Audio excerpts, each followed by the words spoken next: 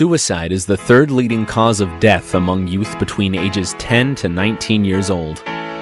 4,600 youth are lost to suicide each year. However, most suicides are preventable. Youth who are contemplating suicide frequently give warning signs of their distress. 7 out of 10 will tell a friend or give a warning sign that they are struggling, but many of their friends do not tell an adult.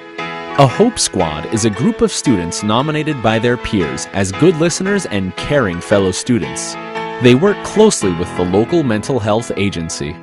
Hope Squad students are taught by the school counselor and advisors on how to recognize suicide warning signs in their peers and provide support. Hope Squad members are trained on how to talk to a fellow struggling student. If the peer needs help, they listen and then try to convince them to go see an adult in the school.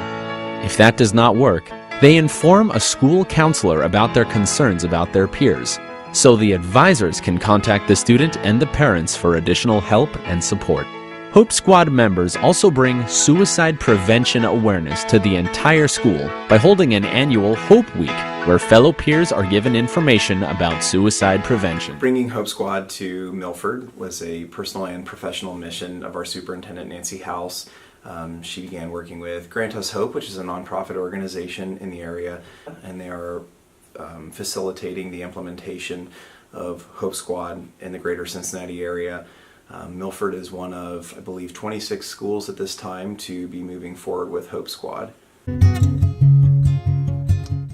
We asked all of the students in this building via a survey to list the names of 3 students that they felt like they could go to if they were feeling sad or depressed, if they were having thoughts of suicide, or if they were experiencing something that they really needed to talk with someone about. Students came up with these individuals on their own based upon the content of their character, their trustworthiness, and reliability. So it is a huge compliment to have been nominated for Hope Squad. It's a compliment to the students that were nominated and to their families as well.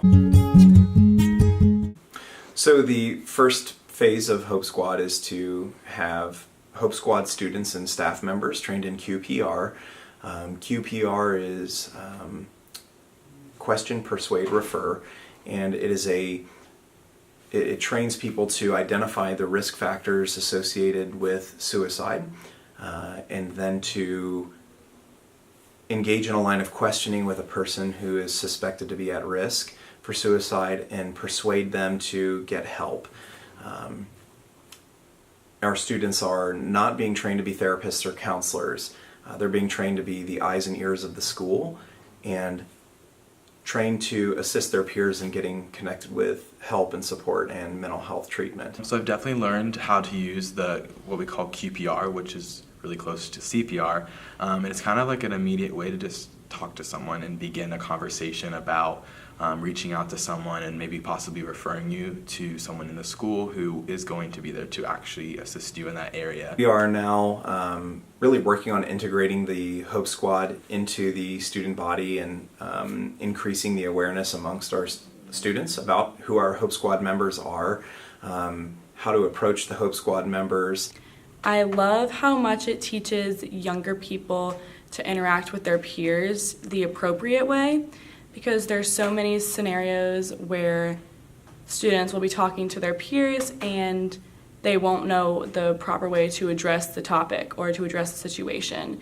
Because I feel like we've all been through situations where someone tells us something that we don't really know how to handle. We don't know what are the proper means to make sure that they're safe and that they aren't going to harm themselves. And I really love that Hope Squad gives students those resources rather than just adults or counselors who they may or may not feel comfortable talking to.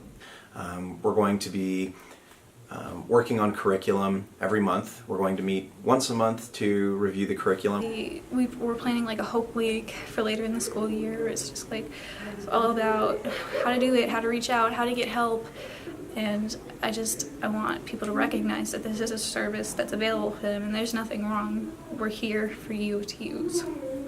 Even though Hope Squad is new to Milford, we have already had some students approach our Hope Squad members with problems they're experiencing. We have been able to get those students connected to support.